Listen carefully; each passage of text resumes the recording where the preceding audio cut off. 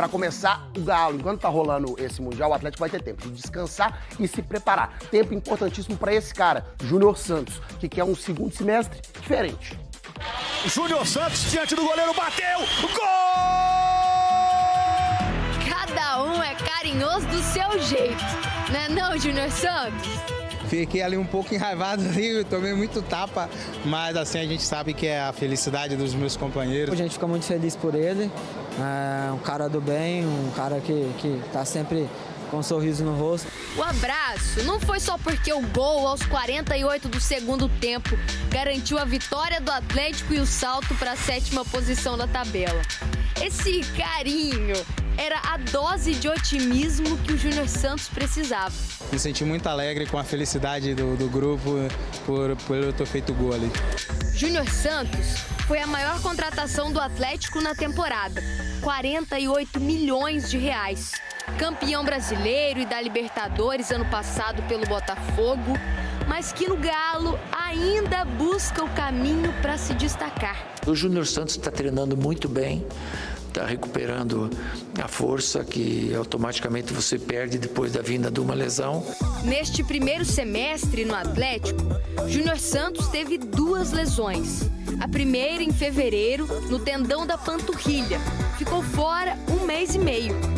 2 semanas depois da recuperação, uma nova lesão muscular. Mais 1 mês fora. A demora para engrenar no time fez com que o nome do Júnior Santos fosse envolvido em especulações de uma possível saída na janela de transferências do meio do ano. O próprio Botafogo tentou o retorno do atacante por empréstimo, mas o Atlético recusou a proposta. Fico feliz também pelo Atlético, pela postura do clube, tanto de ter me contratado, como de ter confiado em mim, né, na minha permanência. Permanência num setor que ficou ainda mais concorrido com a chegada do Dudu. Muito disputado, acho que o Galo ganha com isso, né? Nosso papel é estar bem treinado, bem trabalhado para quando o Cuca decidir quem vai jogar, entrar. Disputa saudável e carinhosa, de quem busca espaço para respirar aí no meio dessa galera e para fazer a torcida feliz. Então brilha, Júnior Santos! Vamos começar falando do Atlético, porque há 10 dias teve uma entrevista importante na sede para falar das finanças do clube. É um assunto que preocupa a diretoria. E agora, presta atenção que o Globo Esporte vai aprofundar tudo para você entender. Já faz 10 dias que a Arena do Galo foi palco dessa entrevista. Quase 3 horas de conversa de um assunto que até hoje repercute e incomoda: dívida. Eu faço aqui uma meia-culpa, a gente errou muito, a gente aprendeu muito, a gente ficou triste com a porção de coisas que aconteceu. Foram 5 anos de acertos, foram 5 anos de erros, foram 5 anos de muito aprendizado.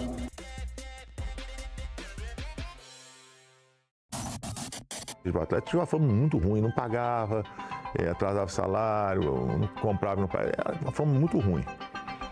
E a gente conseguiu melhorar isso. Rolou notícia que os salários dos jogadores estão atrasados. Procede? Sim, Maurício. O salário atrasado é o deste mês. Ele deveria ser pago no dia 5, no último dia 5, e ainda não foi pago. E tem uma situação também de atraso com direito de imagem. De fato, a gente piorou um pouco nesse quesito no primeiro semestre desse ano. O Atlético está sendo cobrado por dívidas referentes à contratação de 5 jogadores. A direção do Galo confirma os atrasos. De fato aconteceu, né? De alguns clubes a gente atrasou parcelas, pagamos algumas, não pagamos outras. Não é de hoje que a situação financeira do Atlético está no noticiário.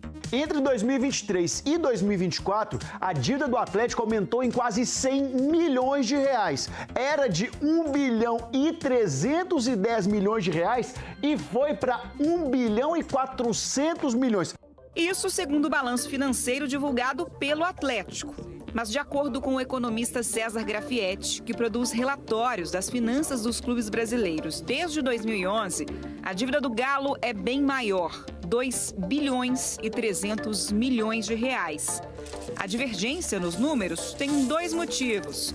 O primeiro é que o Atlético abate da dívida valores que ainda vai receber pela venda de jogadores. Quando a gente vende um Paulinho, por exemplo, para o Palmeiras, Palmeiras vai nos pagar durante 3 anos. É o que a gente chama de contas a receber.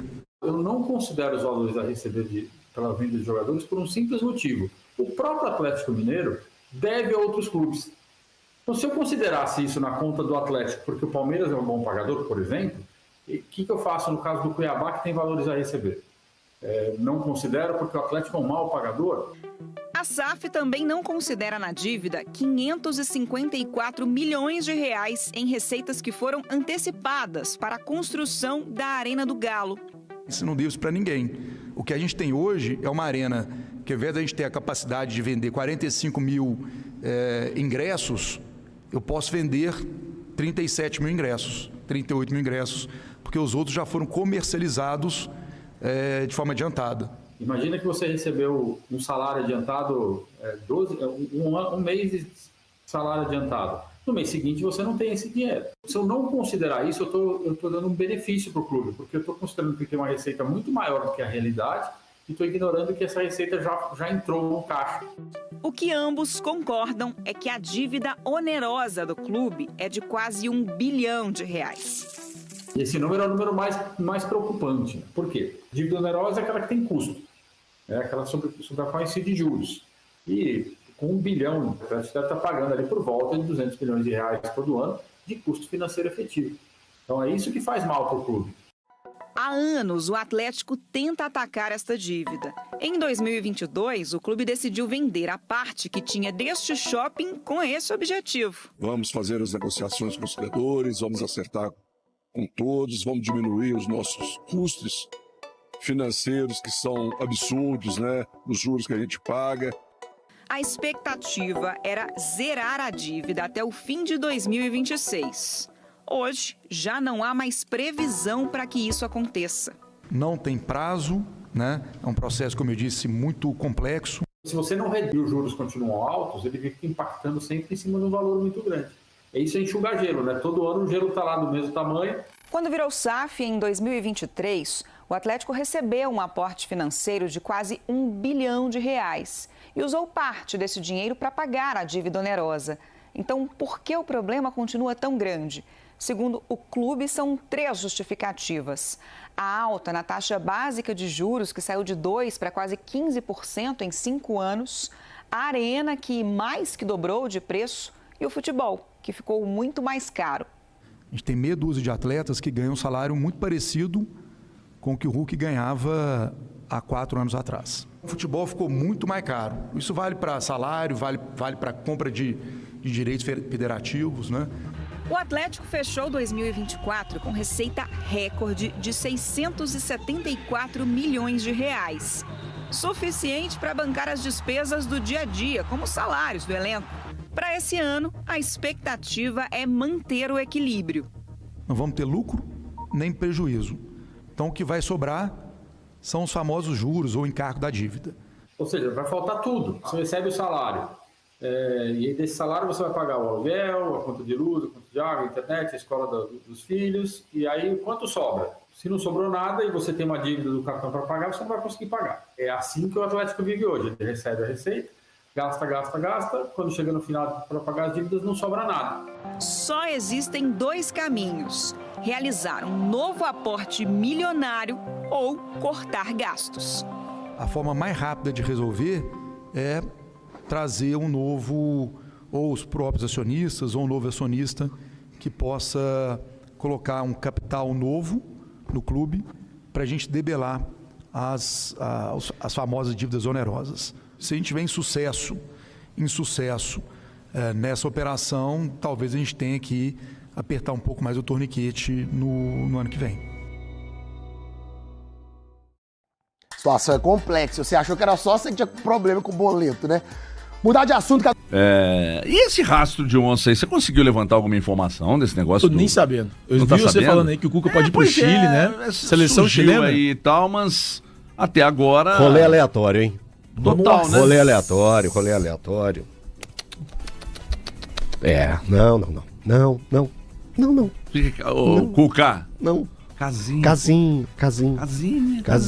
Mas será que ele já teve em algum momento essa pretensão? Pensa bem, Cuca, você vai trabalhar com Vargas lá, seleção, hein? Assim, no caso, o Chile precisa de passar por uma reformulação. Um renascimento, né? E aqui? Tá o resto daquela geração, um Vidal e sua moto, né? De verdade. Vargas. Aquela sonceira do Vargas. Tá o resto, assim, nossa Posso dar uma opinião? Porque o Vargas foi lesa Galo e é lesa Chile também, mas lá ainda rende mais um pouquinho. Nossa, teria que fazer um trabalho dá um palpite pesado pro Cuca. Eu acho que não seria ele, e até pra Federação Chilena também, não seria o Cuca o cara ideal pra pegar. Você quer o Sampaoli de volta? Não, teria que ser um cara que conhece muito bem o futebol chileno. É o Sampaoli. Muito bem.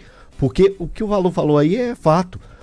A seleção do Chile é uma seleção que ainda utiliza como titulares jogadores que participaram daquela seleção de 2014. Que foi a campeã.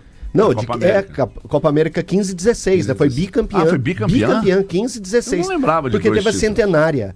Ela ganhou a centenária. Verdade. E então ele foi bicampeão, né? 15 e 16. E teve aqui na Copa do Mundo de 2014. Então uma seleção que já rendeu o que tinha que render. A pior seleção das eliminatórias. E hoje você vê, é um caco de seleção. Então tem que ser um cara que conhece muito bem. Cuca, se você for pra lá, você vai sofrer raiva. Fica aqui quietinho, casinha. E caso você vá, Cuca, presta atenção que eu sei que você ouve a gente. Caso você vá, a primeira coisa que você tem que fazer é tirar o Vargas do time, viu? Porque se mantiver, meu querido, vai ficar essa lesma em campo aí e não vai render nada. Porque eu vou te dizer um negócio, viu? Esse aí é de doer. Enfim. Na seleção, o Vargas ainda entregava algumas coisas, não? Eu lembro dele fazer bastante gol no ano passado. Mas é que o mínimo que ele entrega já chama sua atenção. O Vargas tem essa capacidade. Não é isso. Na seleção ele estava entregando bem. Ele fazia os gols. Se bobear, ele é o artilheiro do Chile nessa eliminatória.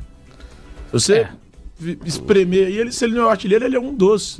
Não passa de um sopro, né? É isso aí. Mas eu penso que se acontecesse de uma proposta realmente robusta chegar, eu acho que o Cuca estudaria.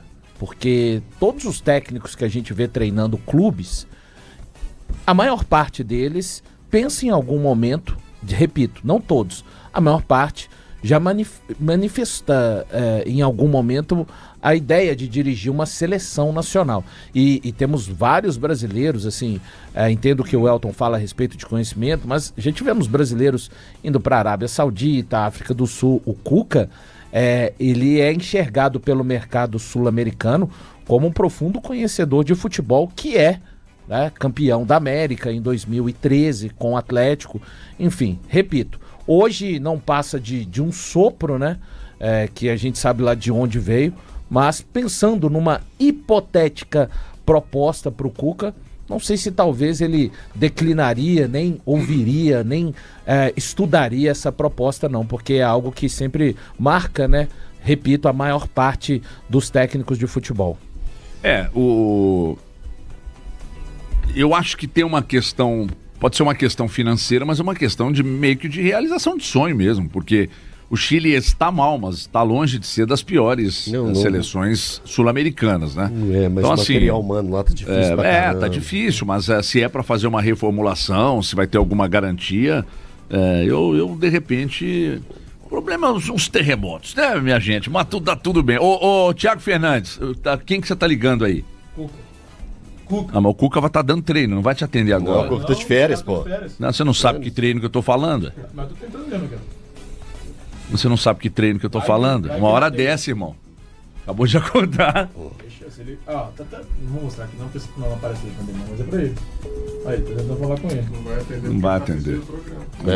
É isso aí, torcida atleticana. Uma ótima noite a todos. Prestem muita atenção nessa grande informação que acabou de sair. Seleção chilena mira Cuca como novo técnico e treinador, né? Pode, assim, pensar na proposta, se for uma proposta muito boa. Eu não acredito que o Cuca vai sair do Atlético para assumir uma seleção nesse exato momento, até porque porque tem muita coisa para resolver na seleção chilena, mas assim, formação, né, tá dando conta de que a seleção chilena tem o desejo de contar, né, com o Cuca. Então assim, eu quero saber de vocês, amigas e amigos, o que vocês acham? Eu já descarto essa possibilidade. Vamos torcer para que a diretoria, né, do Atlético pelo menos dê uma valorização salarial para o Cuca, mas que ele permaneça no Atlético Mineiro, que é um treinador que vai ajudar muito o Galo, não só nessa temporada, mas na próxima temporada também. Vamos torcer para que o aporte financeiro chegue no Galo, que o Galo possa fazer contratações muito boas, né, para o restante da temporada e também já visando a próxima temporada. Então assim, amigas e amigos, eu quero saber de vocês o que vocês acham sobre isso tudo. Deixa aqui nos comentários pra gente estar debatendo sobre esse grande assunto. Eu tô indo nessa, fiquem com Deus e até a próxima. Vamos ajudar o canal a bater a meta de 50 mil inscritos, é muito importante. Vocês todos os dias estão vindo aqui no canal, só tem conteúdo top, conteúdo, tudo sobre o Atlético Mineiro. Então assim, conto com o apoio de vocês, é muito importante vocês se inscreverem no canal. Eu tô indo nessa, fiquem com Deus e até a próxima.